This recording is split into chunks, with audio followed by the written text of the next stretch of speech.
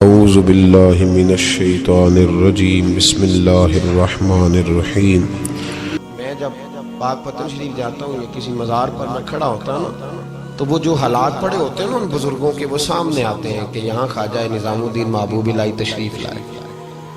دیکھیں نا، اگر کوئی بندہ سوچے تو ہو سکتا ہے کہ اس کا کلیجہ پھٹنے کو آئے جب خواجہ نظام الدین صاحب کہتے ہیں کہ جو باب جنت ہے نا بابا فرید صاحب کا، کہتے ہیں ایسی باب جنت نہیں، فرماتے ہیں جب بابا صاحب کا وصال ہوا تو بابا صاحب وہیں لیٹے ہوئے تھے جہاں آج ان کی مزار ہے، اور ان کے سرانے بالکل جس جگہ کو لوگ باب جنت کہتے ہیں وہاں میں نے رسول پاک کو کھڑے ہوئے دیکھا ہے۔ اب کوئی آدمی حضور کی خوشبو محسوس، اس کا ایک ارادہ بن گیا نا کہ یہاں حضور کھڑے، اس پر کیفیت کیا تاری ہے، اس پر انداز کیا ہوگا، اس پر وارد کیا ہوگا، وہ کہاں پہنچ جائے گا ایک دو منٹ کے اندر۔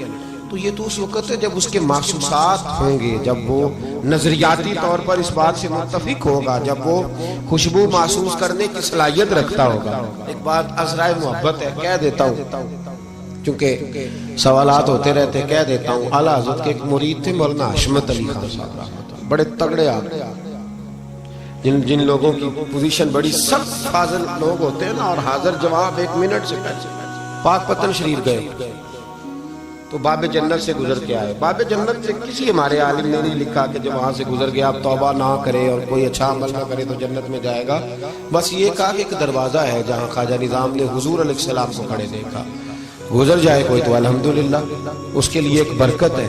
لیکن کسی شخص نے یہ نہیں کہا کہ اب وہاں سے نکل کے آ جائے اور معاذ اللہ جھوٹ بولے، جو مرضی کرے اور کہ میں جنتی ہو گیا۔ یہ معنی کسی بندے نے بھی بیان نہیں کیا۔ ہاں، وہاں سے گزر کے آئے، سچی توبہ کرے، بعد میں اپنے اعمال پہ محنت کرے، اللہ اسے برکت عطا کرے گا۔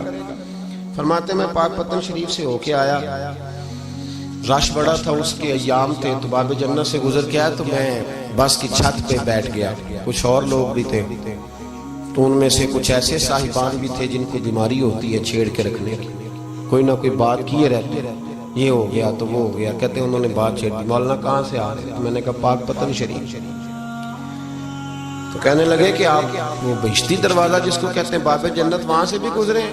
کہنے لگے الحمدللہ، لائن تو بڑی لمبی تھی پر موقع مل ہی گیا ہے، گزر گیا ہوں وہاں سے۔ تو کہتے ہیں مجھے سونگنے لگ گیا۔ کہنے لگے پھر تو آپ جنتی ہو گئے ہوں گے، پر آپ کے پاس سے جنت کی خوشبو نہیں آ رہی۔ تنزیہ انہوں نے کہا، تنزیہ۔ تو کہتے ہیں انہوں نے طنز کیا تو مجھے بھی حق حاصل تھا، جواب در جواب کی تو اجازت ہونی چاہیے نا۔ میں نے کہا مولانا کیوں، آپ کیوں سونگ رہے ہیں؟ کہنے لگے میں نے حدیث پاک میں پڑھا ہے کہ جنتی 500 سال بھی دور ہوگا تو اس کے پاس سے خوشبو آئے گی، یعنی 500 سال لگیں گے ابھی اس تک، تو پھر بھی جنت کی خوشبو آئے گی، تو آپ سے تو کوئی نہیں آ رہی۔ کہتے میں نے ان سے کہا آپ نے ایک حدیث پڑھی ہے، اگلی بھی پڑھ لینی تھی، حضور نے فرمایا جہنمی کو جنت کی خوشبو کوئی نہیں آئے گی۔ یہ نہیں پڑھی ہے آپ نے حدیث، یہ نہیں نظر سے گزری؟ تو کہتے ہیں اب وہ مولانا مجھ سے معذرت کرنے لگے، کہنے لگے یار آپ تو ناراض ہی ہو گئے۔ تو میں نے کہا بھی آپ نے کیوں چھیڑی بات؟ میں نے آپ سے کوئی ڈسکس کیا؟ آپ نے پوچھا کہاں سے، آپ پھر آپ ہی نے کہہ دیا کہ وہاں سے گزرے کہ نہیں جنتی دروازے سے، اور پھر آپ نے ہی اعتراض کر دیا، تو پھر ہمیں اتنا تو حق حاصل ہے نا، ہم آپ بھی کرتے ہیں تو ہو جاتے ہیں بدنام، اور تم قتل بھی کر دو تو چرچا نہیں ہوتا، ہمیں بھی تو حق حاصل ہے نا، اتنا تو جواب در جواب ہم دے سکتے۔ حضرت بابا فرید الدین گنج شکر رحمت اللہ تعالیٰ علیہ کی اماں کہتی ہیں جب میرا بیٹا پیدا ہونے والا تھا تو میں رب کی بارگاہ میں دعا کرتی تھی، اللہ اگر تو مجھے بیٹا دے تو اس طرح کا دینا بیٹا میرا ہو پر بندہ تیرا ہو، اے اللہ اگر بیٹا دینا تو اس طرح کا دینا، میرے اللہ اس طرح کی مجھے اولاد دینا کہ دودھ وہ میری چھاتی سے پیے پر شکر تیرا ادا کرے، اے اللہ اگر بیٹا دینا تو اس طرح کا دینا کہ قوت روٹی روزی وہ زمین پہ کھائے لیکن اسی زمین پر وہ تیرے دین کا سپاہی بھی بنے، وہ مجاہد فی سبیل اللہ بھی بنے۔ حضرت بابا صاحب کہتے ہیں مجھے شکر پسند تھی، اماں بڑے جتن کرتی ہے بیٹے کے لیے، بڑا کچھ کرتی ہے، اور بیٹے روٹی ٹائم پہ کھانا فلاں کا، کہتے ہیں مجھے شکر پسند تھی۔ میری اماں سردیوں کے ٹھنڈے موسم میں اٹھ کے میرے لیے پانی بھی گرم کرتی، مصلی بھی بچھاتی، اور پھر ایک پڑیا شکر کی بنا کے میرے مصلی کے نیچے بھی رکھتی، کہتی بیٹا نماز پڑھے تو اللہ شکر دیتا ہے۔ آپ فرماتے ہیں میں روز نماز کی 5 نمازوں کے وقت مصلی اٹھاتا تو پڑیا شکر کی ملتی، سکول اور مدرسے کے میں اپنے کلاس فیلوں کو بھی کہتا نماز پڑھو بڑی پیاری شکر ملتی ہے، کہتے میں روز شکر کھاتا، ایک سویرے فجر کی نماز میں اماں نے وضو تو کرایا، مصلی بھی بچھایا، پر دیہات کی وہ سادی بیوی جس کا سارا کام خلوص پہ مبنی تھا، جو آکسفورڈ سے پڑھی ہوئی تو نہیں تھی لیکن آداب ممتا اسے سارے آتے تھے، جو کسی یونیورسٹی کی سند یافتہ تو نہیں تھی لیکن بیٹے کے ساتھ کس طرح کا رویہ اختیار کرنا ہے یہ سارا اسے پتا تھا۔ کہتے ہیں سادی اماں نے سارے کام کیے لیکن شکر رکھنا بھول گئی۔ بابا صاحب کہتے ہیں میں نماز پڑھنے لگا تو ماں نے یہ بھی بتایا تھا کہ نمازی کے آگے سے نہیں گزرتے، نمازی کے آگے نہیں ہوتے۔ اب اماں کہتی ہے میں مجبور ہوں، درس بھی میں نے دیا ہے، بھول گئی ہوں، اب شکر رکھنے جاؤں گی تو پردہ کھل جائے گا۔ ایک کونے میں لگ کے ماں روئی، بیٹے کی شفا کے لیے نہیں، بیٹے کی نوکری کے لیے نہیں، بیٹے کے اچھے مستقبل کے لیے نہیں، ماں روئی، آنسو بہے تو کہتی کیا ہے، اے اللہ میں اسے اپنے آگے جھکانے کو جتن تھوڑی کرتی تھی، تیرا بنانے کا جتن کرتی تھی۔ اے اللہ مہربانی فرما، میری پردے داری کر، اگر راز کھل گیا تو میرا فرید نماز نہ چھوڑ جائے۔ بابا صاحب کہتے ہیں اماں تڑپتی رہی اور میں نے نماز پڑھ کے مصلی اٹھایا، پہلے پڑیاں ہوتی تھی اب تو پورا دریا شکر کا بہ رہا ہے۔ فرماتے ہیں میں نے وہ اٹھائی، شکر کھائی اور میں نے چیخ کے کہا اماں جلدی آ، آج بڑی لذیذ ہے، آج شکر کوئی انوکھی ہے، اور آج تو کمال شکر دی ہے میرے اللہ نے، ایک پڑیا کی جگہ پورا دریا بہ رہا ہے۔ بابا صاحب رحمت اللہ علیہ فرماتے ہیں میری اماں آئی اور میری اماں نے بازو کھولے تو ماں کی ممتا ہی بتاتی ہے کہ اللہ کی رحمت کس طرح کی ہوتی ہے۔ کہتے ہیں میں نے اماں کے سینے سے لگا تو اماں رو کے کہنے لگی بیٹے پہلے میں شکر دیتی تھی، آج شکر بنانے والے نے شکر عطا فرمائی ہے۔ ساری زندگی پیشانی سے سجدے کا نور نہیں گیا، ساری زندگی وہ لذت عبادت نہیں گئی، اس لیے کہ استاد نے ڈنڈے سے نمازی نہیں بنایا تھا، اس لیے کہ پیر صاحب نے یہ کہہ کہ نمازی نہیں بنایا تھا کہ نماز پڑھو گے تو روٹی میں برکت ہو جائے گی، اس لیے کہ علامہ صاحب کا وہ بات سن کے ہم نمازی نہیں بنے تھے کہ اس نماز میں بتایا جاتا ہے کہ بیماریاں ختم ہو جائیں گی نماز پڑھنے سے۔ اماں نے رب سے جوڑنے کے لیے نمازی بنایا تھا۔ ساری زندگی بابا صاحب کہتے رہے اٹھ فریدا ستیا جھاڑو دے مسیت، چل ہن اٹھ فریدا ستیا جھاڑو دے مسیت، او تو ستا ہے رب جاگدا تیری ڈاڈے نال برید۔ ساری زندگی نماز کی ٹریننگ دینا، اپنے بچوں کو اپنے رب سے جوڑنا، اپنے بچوں کو اللہ کے ساتھ ان کا تعلق بنانا، ان کو رب والا بنانا، انہیں رسول پاک کا غلام بنانا، یہ ڈیوٹی ہے ماں باپ کی۔ ایک بہت بڑے محدث ہیں، اتنے بڑے محدث ہیں کہ میرے نبی کریم کی مسجد نبوی میں وہ حدیث کے استاد رہے، حضرت ربیعہ بن عبد الرحمن نبی پاک کی مسجد نبوی میں حدیث کے استاد ہوئے، اور حضرت حسن بصری جو جناب علی کے شاگرد ہیں وہ بھی حضرت ربیعہ کے شاگرد ہوئے، حضرت امام مالک جو 70 سال تک مدینہ اور مکہ میں حدیث پڑھاتے رہے وہ بھی حضرت ربیعہ کے شاگرد ہیں۔ ان کے والد کا نام تھا عبد الرحمن فروغ۔ تاریخ بغداد میں لکھا ہے کہ بنو امیہ کے دور میں تابعین کے زمانے میں جناب عبد الرحمن بن فروغ گھر سے چلے گئے، ایک روایت ہے بچہ چھوٹا تھا، ایک روایت ہے بچہ ابھی ماں کے پیٹ میں تھا، جہاد کرنے چلے گئے۔ اس دور میں یہ جہاد ہوتا تھا کہ ایک علاقہ فتح کیا تو مسلمان اگلے علاقے میں چلے گئے، اگلا فتح کیا تو اگلے علاقے، ایک کے بعد دوسرے لوگ پلٹ کے نہیں آتے تھے۔ حضرت عبد الرحمن گئے 30,000 دینار بیوی کو دے گئے، کہنے لگے سنبھال کے رکھنا، اور جہاد کرنے نکلے تو 27 سال تک گھر ہی نہیں آئی، اور 27 سال کے بعد آئے تو حضرت ربیعہ محدث بن چکے ہیں، مسجد نبوی میں حدیث کے استاد ہیں، بیٹا بہت بڑا شیخ بن گیا ہے۔ واپس آئے، ہاتھ میں نیزہ ہے، کالی داڑھی تھی ساری سفید ہو گئی، وجود بڑا تگڑا تھا، کمزوری آ گئی، آئے نیزہ پکڑا ہوا ہے، گھوڑے پہ بیٹھے ہیں، مدینہ منورہ میں گھر ہے، دروازے پہ دستک دی، حضرت ربیعہ نے دروازہ کھولا، اندر داخل ہونے لگے تو کہنے لگے بابا تو کدھر گھستا آ رہا ہے؟ کدھر؟ اس نے کہا تو پیچھے ہٹ، تو میرے مکان پہ کب سے قبضہ کر کے بیٹھا ہے۔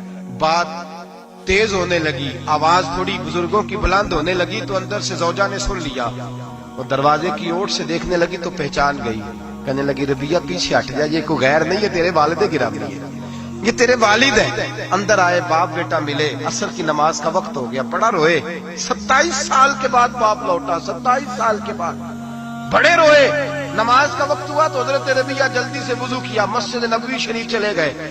جناب عبد الرحمن فروغ نے ابھی کھانا وانا کھانا تھا، کھانا کھانے بیٹھے تو حکم دیکھے شوہر کیا کرتا ہے، یہ نہیں پوچھا کہ 27 سال حال کیا رہا، پوچھنے لگے میں تجھے 30,000 دینار دے گیا تھا، وہ کدھر ہے؟ تو زوجہ کہنے لگی کھانا کھا لو، عصر کی نماز پڑھ کے آؤ، پھر بتاتی ہوں پیسے کہاں ہیں، آپ کی رقم بڑی اچھی جگہ پہ محفوظ ہے۔ کہتے میں نماز پڑھنے مسجد گیا، عصر کی نماز کے بعد میرے نبی پاک کے ممبر پر ایک نوجوان بیٹھا ہے. گھر میں تو ان کا انداز ٹوپی پہننے کا تھا نا، سادے عام لباس میں. مسجد نبی میں جبہ پہنا ہے، سر پہ امامہ ہے، خوبصورت لب و لہجے میں رسول اللہ کے ممبر پر بیٹھ کر، نبی پاک کے ممبر پر بیٹھ کر. پتہ نہیں آپ کو اس بات کی لذت نصیب ہو رہی ہے کہ نہیں. عام جگہ نہیں، نبی پاک کے حضور کے ممبر پر بیٹھ کر نبی پاک کی حدیثیں سنا رہے ہیں. اتنا بڑا مقدر. کہتے ہیں حضرت امام مالک جیسے لوگ، خواجہ حسن بصری جیسے لوگ کاغذ قلم لے کے حدیثوں کی سماعت کر رہے ہیں، ان سے درس لے رہے ہیں. جناب عبد الرحمان کہتے ہیں میری نظر اٹھی، کچھ بوڑھا ہو گیا تھا، کچھ اس وقت وہ ٹوپی میں سادے لباس میں تھے، پہچان نہ پایا. ایک شخص سے پوچھا یار ہے تو جوان پر اس کے چہرے کی نورانیت میرے دل کو بھا گئی ہے تو جوان پر اس کا حدیثیں بیان کرنے کا انداز میری طبیعت کو گھائل کر گیا. یہ کون ہے جو نبی پاک کی مسجد میں بیٹھ کے حدیثیں بیان کر رہا ہے؟ تو کہتے ہیں امام مالک کہنے لگے بابا جی چپ کر جاؤ، ہمارے استاد کے بارے میں اونچے لب و لہجے میں بات نہ کرنا. دیکھتے نہیں کتنے کتنے لوگ بیٹھے ہوئے خاموشی سے. تو میں نے کہا مجھے بھی تو بتا دو نا ہے کون. تو کہنے لگے کوئی عبد الرحمان فروغ نام کے بزرگ ہیں، یہ ان کے بیٹے ہیں، ربیہ نام ہے. کہتے ہیں جب لفظ کہے تو میرے آنسو چھلک کے باہر آئے اور میں حضور کی مسجد میں گر گیا اور رونے لگا کہ یہاں اور میرے رسول پاک سید عالم صلی اللہ علیہ وسلم کے ممبر پر اور میرا بیٹا. کہتے میں تڑپ کے گھر گیا اور گھر جا کے میں نے اپنی بیوی کو جب دیکھا تو میرے آنسو نکل گئے. میری بیوی سمجھ گئی کہ یہ میرے محدث بیٹے کو دیکھ آیا ہے. کہتے ہیں بیوی رو کے کہنے لگی میں نے آپ کے 30,000 دینار آپ کے بیٹے کو مصطفیٰ کریم کی حدیث کا استاد بنانے میں خرچ کر دی. میں نے وہ 30,000 دینار خرچ کر دی ہیں، 30,000 دینار آپ کا بیٹا میں نے. تو کہتے ہیں میں اپنی بیوی کی طرف دیکھنے لگا. میں نے کہا قربان جاؤں، میں اگر اللہ کے دین کے رستے میں تھا تو نے میرے ساتھ نیکی کی ہے، میرا بیٹا بھی دین کے رستے پہ لگا دیا. میرے بھائی اللہ سے جوڑا، اللہ سے جوڑا. سب سے بڑا حوصلہ نا صوفیاء کا ہوتا ہے. صوفی بھی کہتے ہیں کہ مرشد ایک بنانا، چلو فیض جہاں سے بھی ملے گا اپنے پیر کا صدقہ ہی ملے گا. اس کی دلیل میرے اسا فرمایا کرتے تھے باپ ایک ہوتا ہے، چلو چاچے تو 15 بھی ہو سکتے ہیں لیکن والد. توجہ ہے میری بات پر؟ ایک بات آپ کو سنانی ہے، ذرا تھوڑی غور کریں. جو لوگ طریقت کے رستے کے مسافر ہیں نا ان کو ذرا جلدی سمجھ آئے گی اس بات. بابا فرید الدین گنج شکر رحمت اللہ تعالیٰ علیہ کے ایک مرید تھے حضرت جمال الدین ہانسوی. بابا صاحب کو مرید سے بڑا پیار ہو گیا.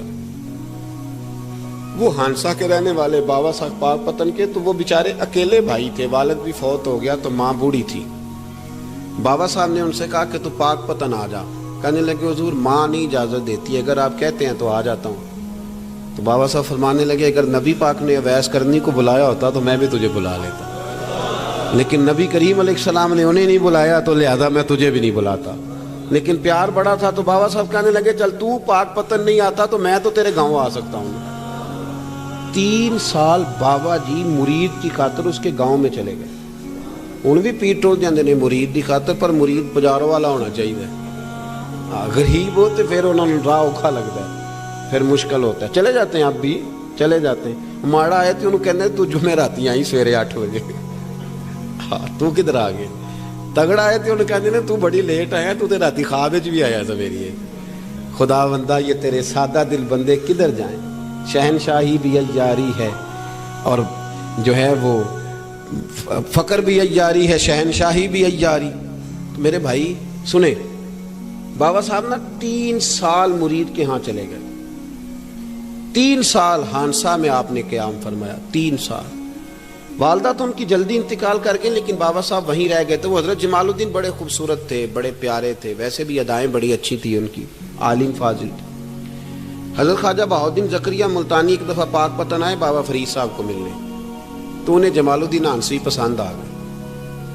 انہوں نے ملتان جا کے بابا فرید کو خط لکھا کہ میرے سارے مرید اور خلفاء لے لے پر اپنا جمال الدین مجھے دے دے. تو بابا صاحب نے جواب میں ایک کی جملہ کا اور بڑا شاندار کہا. کہنے لگے بہاؤالدین حد کرتے ہو، کبھی کسی نے اپنا جمال بھی کسی کو دیا ہے؟ یہ تو میرا جمال ہے، یہ بھی کبھی کسی نے کسی کو دیا ہے؟ اللہ اکبر. انہوں نے نا کوئی روحانی کشش ڈالی حضرت جمال الدین ہانسوی کے دل میں.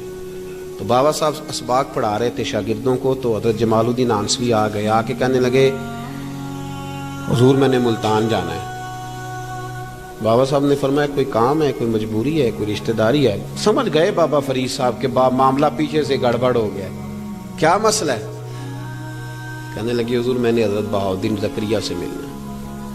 محبت میں شراکت داری نہیں قبول ہوتی نا, باقی معافیاں مل جاتی ہیں, شراکت داری کی کوئی معافی یہ تو نے کیوں کی, شریک تو نے کیسے بنا لی؟ ایک در پھڑیے تے محکم پھڑیے تے ایک دئی ہو کے مریے, یہ تو نے کیا کیا؟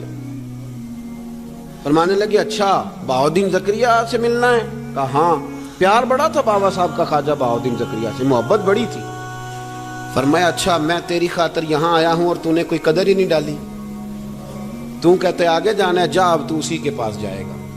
حضرت جمال الدین آنسوی کہتے ہیں میں نکل آیا پر سینے کا نور سارا رخصت ہو, نہ میں ملتان جا سکا اور نہ میں بابا صاحب کا رہ سکا. 3 سال ہو گئے معافیاں مانگتے. پر بابا صاحب نے فرمایا یار میں تیری خاطر بڑھاپے میں یہاں آیا اور تو نے سوچا ہی نہیں, تو نے قدر ہی نہیں ڈالی, تو نے یہ کیا کیا میرے ساتھ.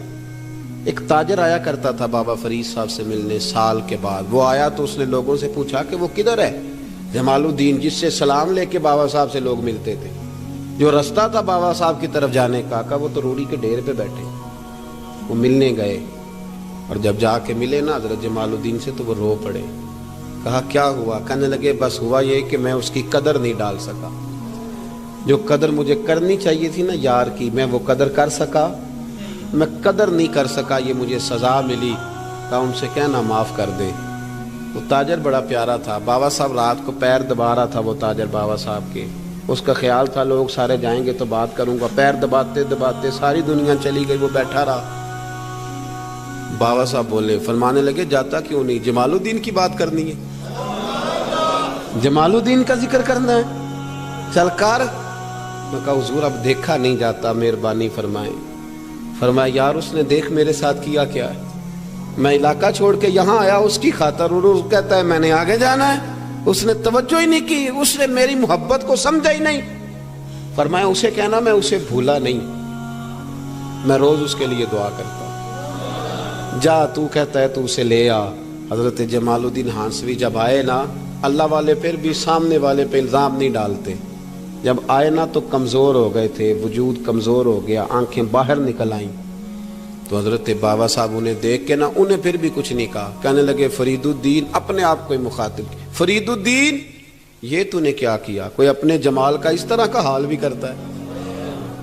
ان کو جب معافی ملی تو وہ رو پڑے. کہنے لگے حضور میرے لیے دعا کریں, اب میں رضا میں ہی پردہ کر جاؤں. ان کا انتقال ہوا اور بابا صاحب نے خود جنازہ پڑھایا. سنو بخاری شریف, سنو بخاری, صحیح بخاری. حضرت عمر فاروق رضی اللہ تعالیٰ عنہ فرماتے میں تورات پڑھ رہا تھا, نبی پاک علیہ السلام مسجد نبوی میں آئے تو میں تورات پڑھ رہا تھا, تورات. حضور نے آتے پوچھا عمر کیا کر رہے ہو؟ یا رسول اللہ صلی اللہ علیہ وسلم تورات پڑھ رہا ہوں جو حضرت موسیٰ علیہ السلام پہ نازل ہوئی, اللہ کی کتاب.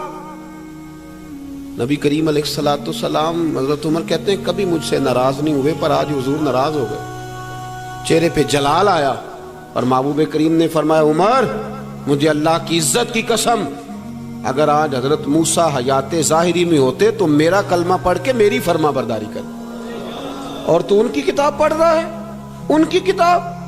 مسلمان کو کسی اور طرف نکلنے کی اجازت, یہاں تو گھر میں بھوک ہو نا تو بندہ پڑوسی کے گھر سالن لینے جائے, اور اگر ہر چیز تجھے اپنے گھر ملے, ہر خیر تجھے ملے, پھر تو دائیں بائیں کیوں جائے, کس لیے جائے؟ تھوڑا سا اپنے اندر استقامت پیدا کریں, دین کی تہذیب کو بچائیں. ہم نے ساری سنتیں کیا ادا کرنی ہیں میرے بھائی؟ ایک مسواک ہے نا ہمارے گھروں سے, وہ بھی رخصت ہو گئی. امام شورانی فرمایا کرتے تھے جس گھر میں مسواک ہو اللہ کے فرشتے اس گھر کا دیدار کرنے آتے ہیں. اس کی جگہ بھی ٹوتھ پیسٹ آ گیا, ذرا انگریزی کا لفظ ہے نا تو اچھا لگتا ہے, ذرا لوگوں کو پتہ چلتا ہے وی آئی پی ہو گئے سارے. خدا کا خوف کریں, اپنے دین کے ساتھ اپنے آپ کو وابستہ کریں. آدم کو آسمان سے دھرتی پہ لانے والا, عیسیٰ کو آسمان تک زندہ اٹھانے والا, ہر چیز پر ہے قادر, ہر چیز پر ہے قادر, ہر شے کا وہ خدا ہے,